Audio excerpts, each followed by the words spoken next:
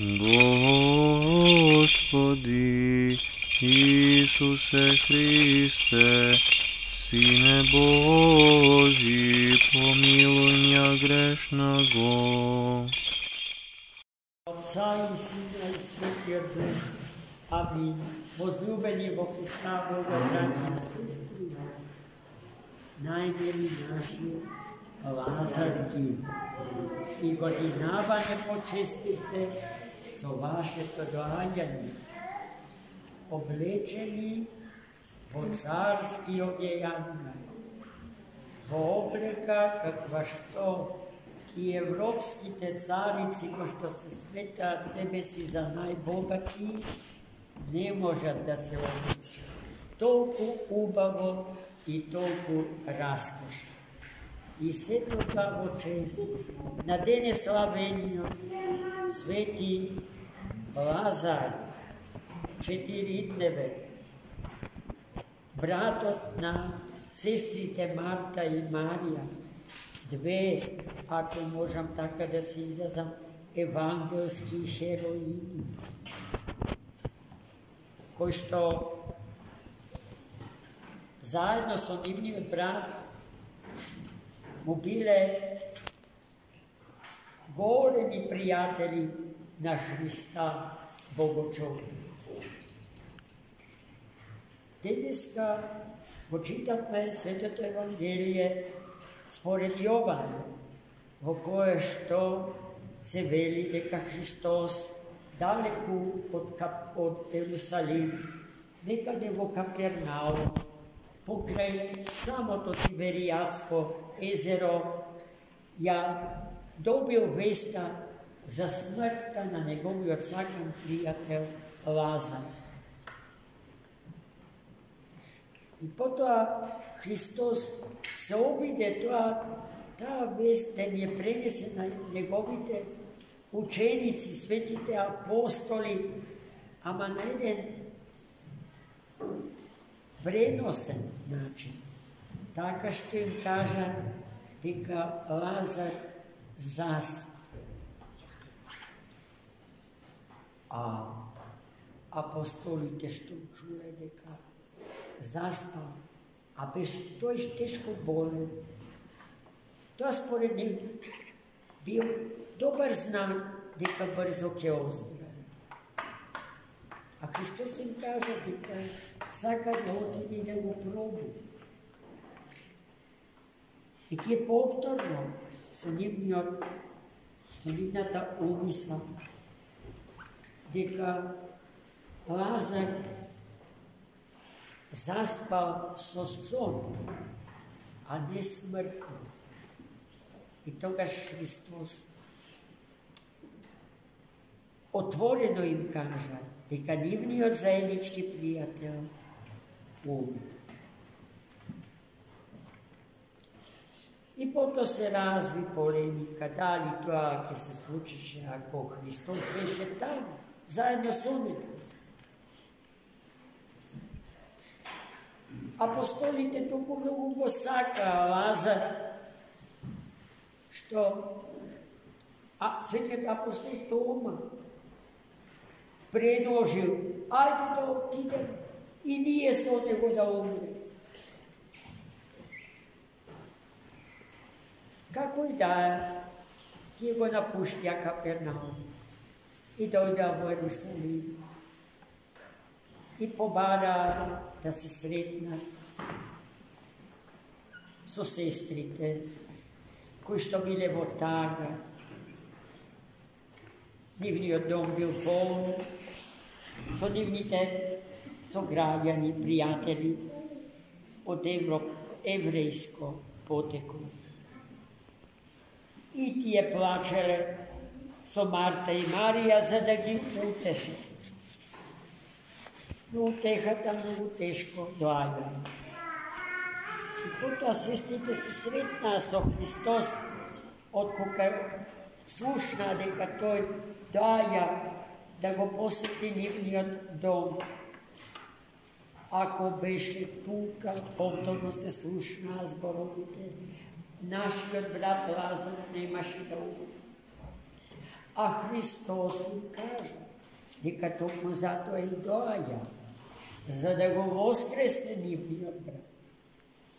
Ако верувате во таа можност, што јас можам да ја постигнем, да сестрите несомнежно верува, безсомнежно верува во Христа како во Син Божи и знаја дека нему му е се можно, што и да побара од Бога, дека ќе му биде дадено. Но за воскресението тие знаја дека е нешто што ќе се случи на денот од сеопштото воскресение на сите луѓе. Па во тој ден се разбира и нашиот брат Лазар ќе воскресне.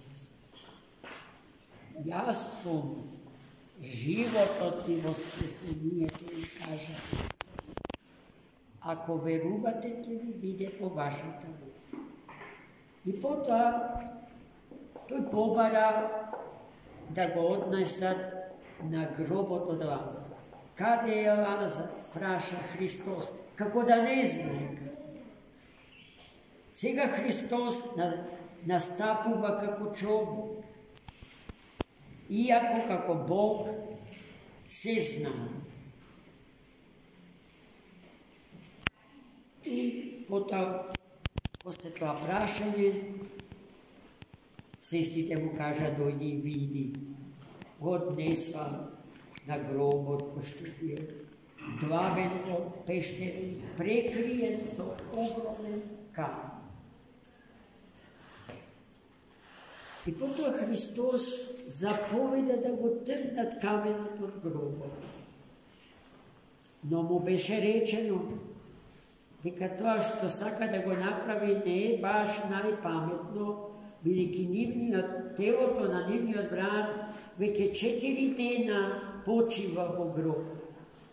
И од гробот заудира неподнослив мирис, бидејќи телото на Лазара се распа.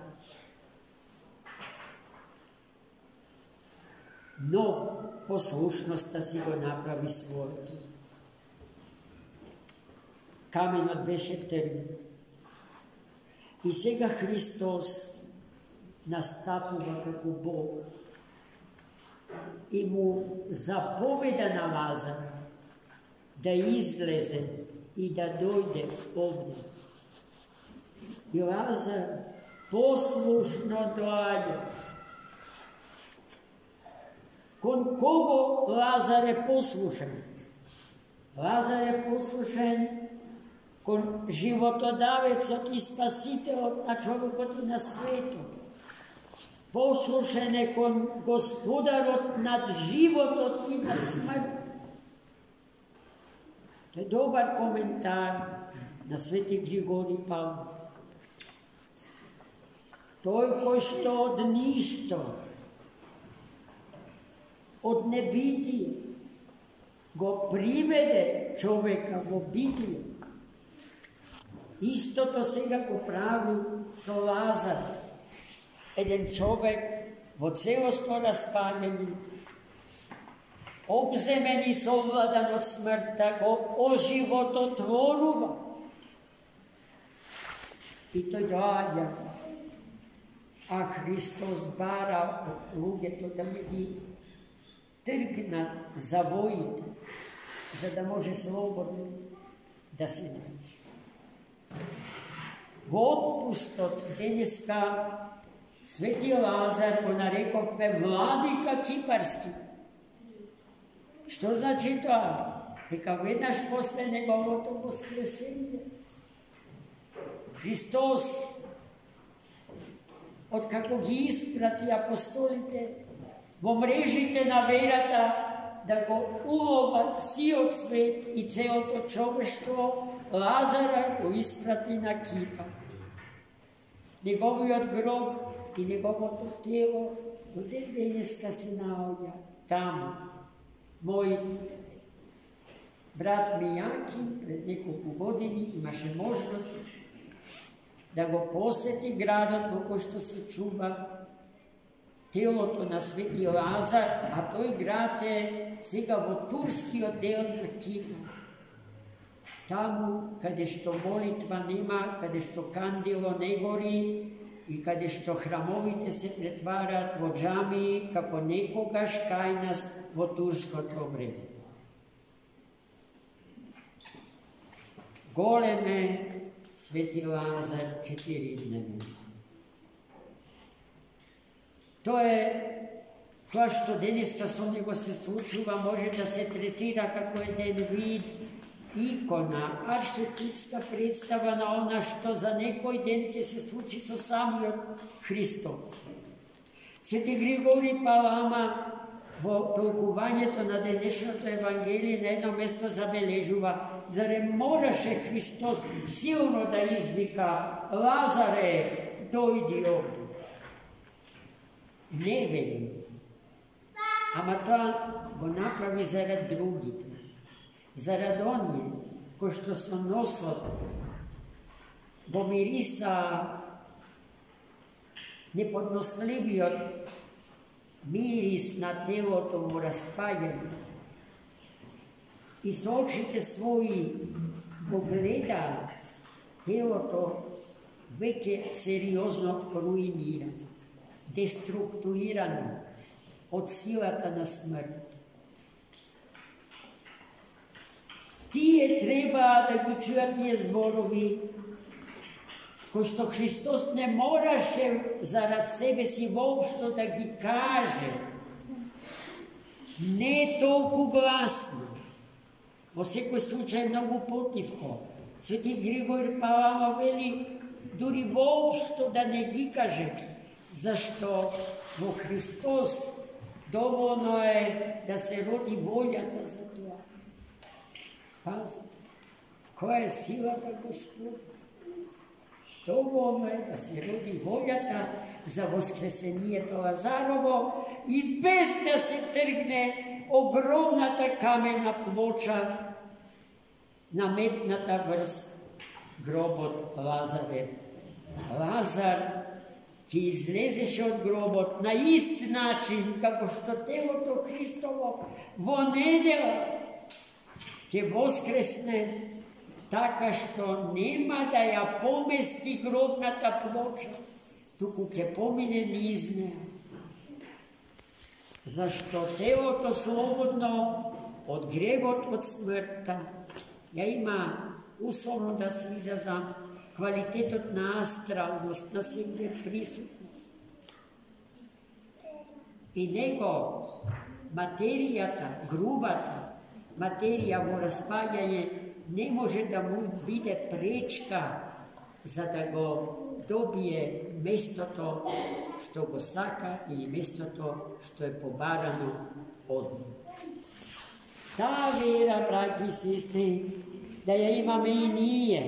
Таа вера е верата на Светата православна црква, чии членови сме ние, живи членови нејзини. Црквата не се камењата. Камењата се храмовите, а во храмовите се собира живата црква Божја, чија вера е верата на светиот Лазар 4-дневен, на светите апостоли. И вистина е тоа. Верата на светите апостоли е верата што ние, православните христијани, ја исповедаме до ден денеска, неизменета ни за јота. Честитани и векови празник. Утре ќе го празнуваме празникот